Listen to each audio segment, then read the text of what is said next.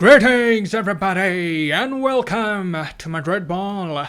I hope you all are doing good and I hope you are absolutely thrilled Madridistas because the Champions League is back. Our favorite competition is here, Inter versus Real Madrid. For the second consecutive season, the Los Blancos will lock horns with Inter Milan in the Champions League, and all we want here is to kick off the Champions League campaign in style. Ancelotti has shown us some high quality entertaining football in recent times, but this is probably going to be Ancelotti's biggest test. The Italian champions should turn out to be a litmus test for Ancelotti, and yes, they are a team in transition, but they surely have enough quality players who can provide a good run for the money.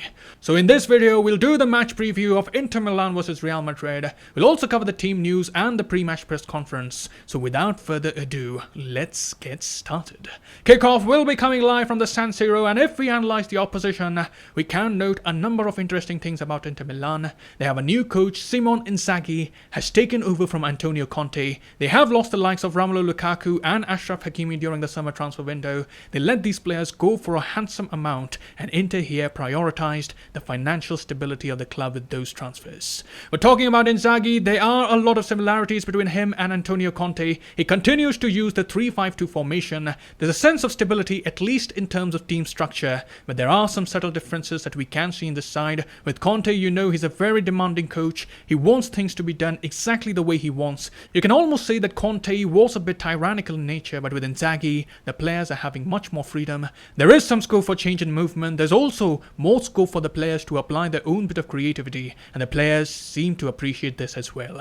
Inzaghi also seems to have a very friendly vibe, at least from the outside. It does look like the squad is more comfortable with the manager, so let's see how they'll fare in the subsequent matches. They had started their title defense well, but recently they dropped points against Sampdoria and a 2-2 draw, so certainly they do not have the momentum that Real Madrid possess at the moment. But we cannot discount this side. They lost in both the matches against Real Madrid in the previous campaign. In fact, they finished last in the group stage, which had attracted a lot of criticism, so definitely they would be looking to enhance their stature in the European stage this time round. And talking about the main threats that Inter possess, they have brought in Edin Dzeko to replace Romelu Lukaku. He's used as a target man by Inzaghi, and obviously they have Lautaro Martinez up front. When Conte was there, the duo of Martinez and Lukaku formed an excellent partnership. The manager aimed for synchronized movement of the attackers. Both of them aimed to create spaces for each other and kept a keen eye on each other's movement. So this is exactly what Inzaghi would be looking to replicate with Dzeko and Lautaro. Lautaro Martinez, we know, has turned out to be a prolific striker. He had 19 goals and 6 assists in the previous campaign, and if you remember, he had also scored against us in the Champions League. So definitely Lautaro Martinez is the main threat that Real Madrid have to deal with. In the midfield as well, they have Barella. We are well aware of the exploits of the Italian. He had played a pivotal role in Italy's triumph in the summer. He's a creative player, shows good ball control, has the ability to pick up the man running in behind the defense. And the two wing-backs, Perisic and Damian, they have the responsibility of providing width to the side. They keep pushing up at times. They look to find each other with crosses inside the penalty box. They'll also be doing a lot of the defensive work, forming a back five without the ball. And last but not the least, we'll also have to be aware of the aerial threat that Inter possess. Both Milan Skriniar and Stefan de Vrij are tall defenders. They will be targeted by the players taking the corners, so Ancelotti has to get his defensive structure right to deal with the aerial threat that Inter possess. And coming to Real Madrid, this, as you see, is the squad list released by Real Madrid. Ferland Mendy is again out of the squad. There have been rumors of a relapse, but we haven't exactly got any official confirmation from Real Madrid. We also have David Alaba returning after a muscle overload kept him away for a short period of time, but seeing our problems at centre-back, it's quite a relief that he's fit and ready to start the game. And lastly, Luka Jovic returns after recovering from a stomach flu. Moving on, let's hear the thoughts of Carlo Ancelotti from the pre-match press conference. The coach spoke about how the team has been preparing for the match, how the players have been feeling. He said, "The team is doing well. I think we assessed the game against Celta well, but tomorrow will be a different story. There is a lot of enthusiasm. It's a complicated game. Inter have a structure similar to last year, another coach, new stimuli. We want to win, control the game, play well. We are going there to start well in this competition, which is special for this club." Then Ancelotti went on to speak about how the Champions League is a very special competition for him. We have assessed before that Ancelotti won the Champions League firstly as a player, and then he went on to win it with AC Milan as a coach, and finally he lifted the La Decima with the Los Blancos. So surely you can understand he's again fascinated at the the prospect of lifting the trophy one more time. He said, "The Champions League is special for me. I won it twice as a player and I have great memories of it. I also won it several times as a coach. I remember, especially for the Decima, it was very special for me." But Ancelotti was then asked if Real Madrid were favourites to win the Champions League once again, and this time Ancelotti came up with a diplomatic answer. He said, "It's hard for me to say if this team or that team is the favourite before the competition even starts. Real Madrid will be competitive as always. Sometimes they win it, and more often than anyone else. But the idea is to be as competitive as possible. The opponents are strong and it is difficult for me to say who the favourite is, but we will continue to fight." And analysing these words, that is exactly what we demand from Madrid. We may not win this competition, especially in the knockout stages. We may face some unexpected circumstances. You also need a slice of luck at times, but the least that we demand from this side is to be competitive. We want to see the fighting spirit similar to what we saw in the knockout stages last year. Real Madrid certainly have the tools to go deep in the competition.